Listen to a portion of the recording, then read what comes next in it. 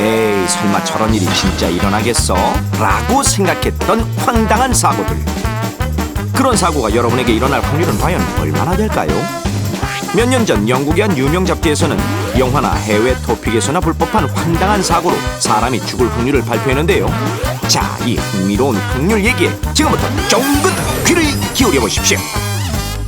먼저 6위. 눈부신 햇살과 부서지는 파도가 오로진 낭만적인 여름 해변에서는 늘 웃음소리가 넘치고 나죠. 자기야, 여기 한번 눌러볼래? 여기? 여긴 또 뭘까?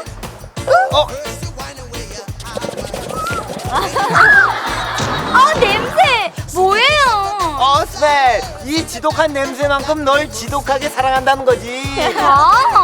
이 지독한 냄새 때문에 물속에 있는 물고기들이 깜짝 놀라겠어요. 참, 지들이 놀라면 어쩔 건데? 어쩔 건데?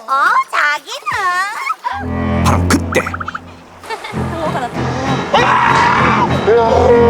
순식간에 나타난 남녀 커플을 덮친 식인상어. 이렇듯 식인상어에게 물려 사망할 확률은 3억 분의 1. 영화에서나 일어날 것 같은 희귀한 일로 생각하기 쉽지만 전 세계적으로 식인상어에 물려서 목숨을 잃는 사람이 매해 약 40여 명에 달할 정도.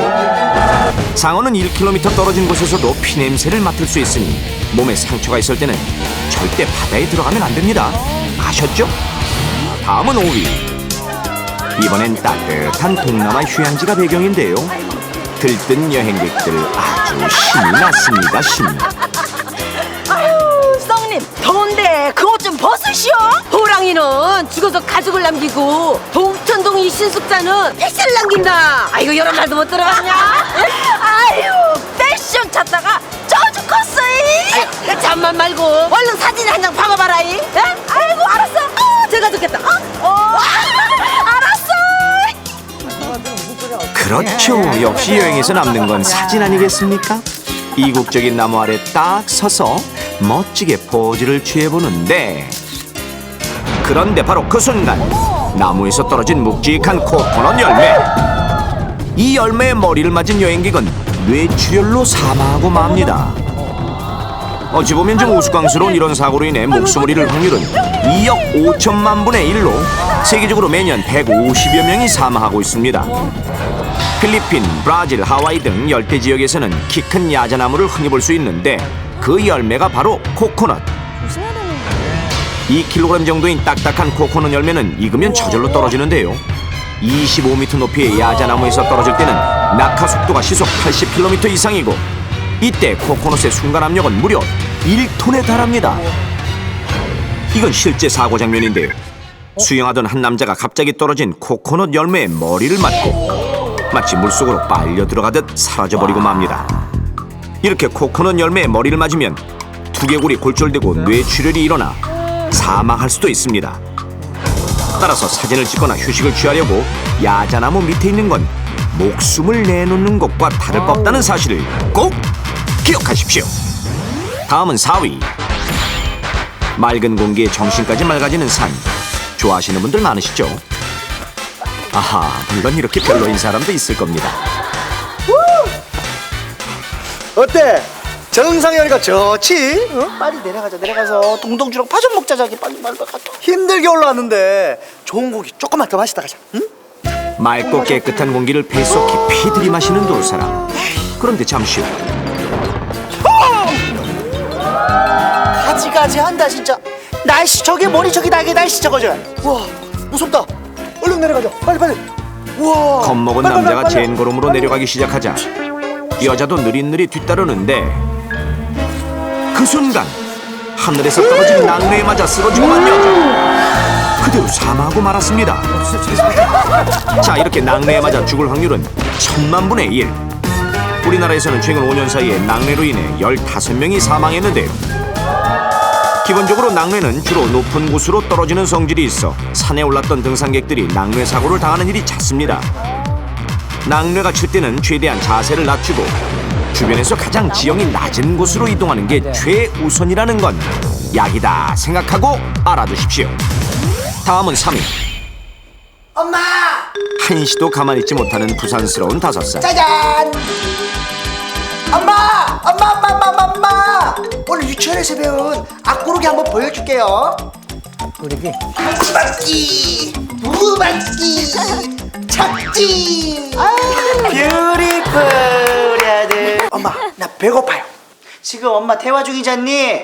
엄마, 나 라면 먹고 싶어요. 라면. 네! 어디서 어리광이야? 5살이나 먹은 게 어디서 4살 먹은 것 같이 행동하고 있어. 저리 가 빨리. 참을성 없는 장난꾸러기에게 잠깐의 기다림은 천년 같았고 결국 이 맹랑한 꼬마는 엄마의 눈을 피해 뭔가를 꾸밉니다. 내 손으로 먹으면 되지. 컵라면 용기에 뜨거운 물을 부으려 주전자를 집어든 순간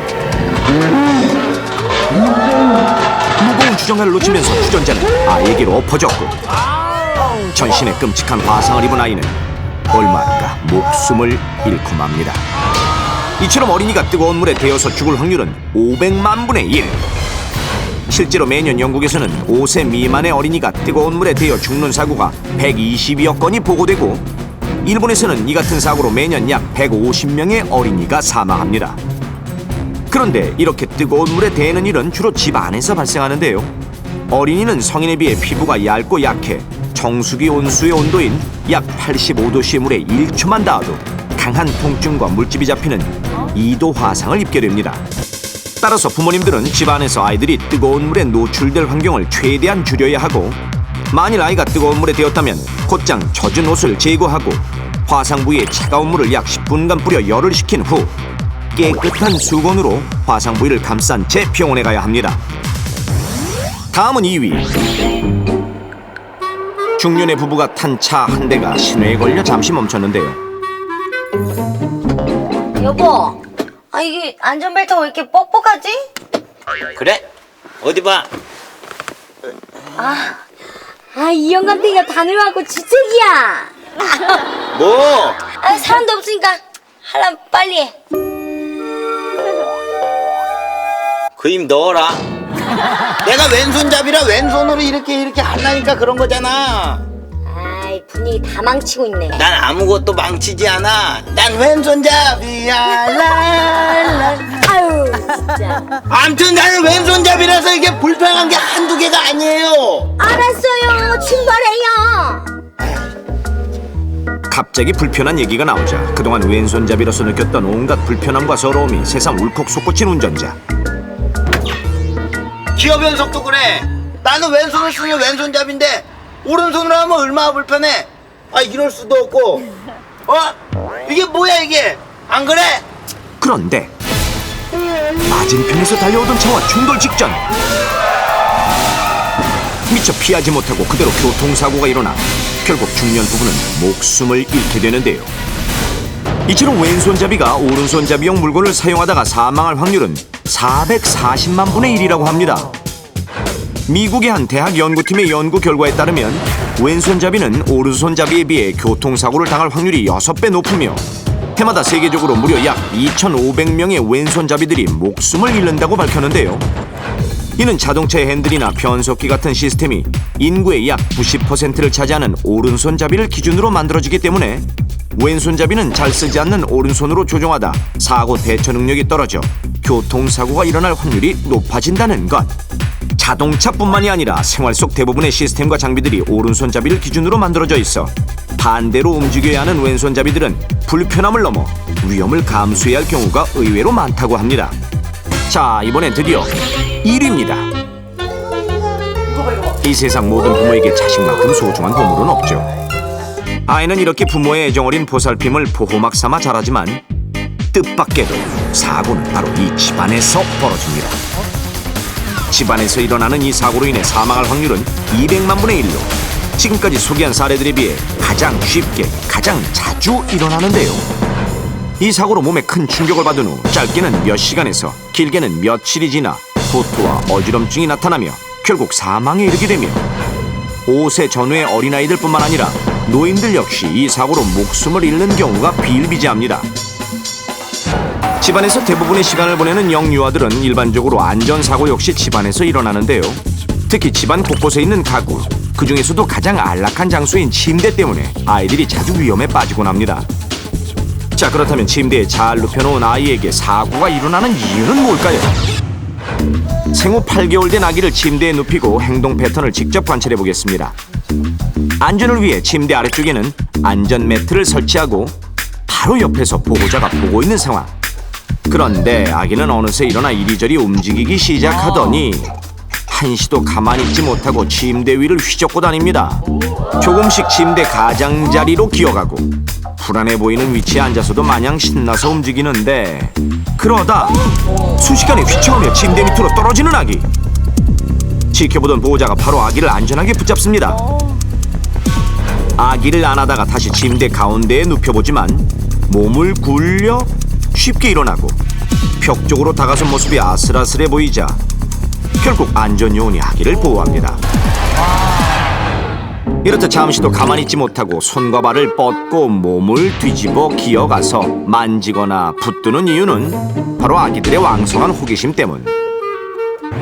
심지어 잠을 자는 동안에도 자주 몸을 뒤척이는 건 성장기 아기들의 자연스러운 발육 과정 중 하나이기 때문에 침대에서 자던 아기가 떨어지는 사고는 쉽게 발생할 수 있습니다. 이런 위험은 노인에게도 마찬가지입니다.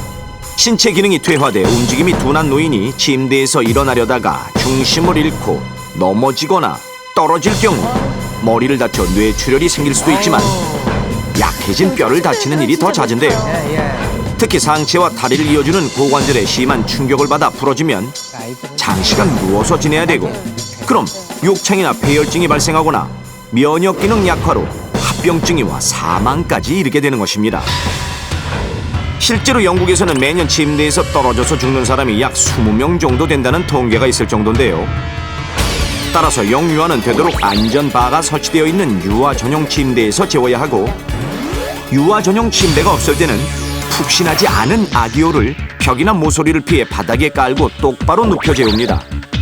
또한 노인들의 경우엔 침대에서 일어날 때 자리에 1분 이상 앉아있다가 발목을 꼬고 무릎을 굽혀 천천히 일어나 혈액순환을 원활하게 하는 것이 좋으며, 사용자의 나이를 불문하고 침대 밑에는 푹신한 이불 등을 깔아도 혹시 떨어졌을 때 충격을 최소화하는 것이 좋습니다.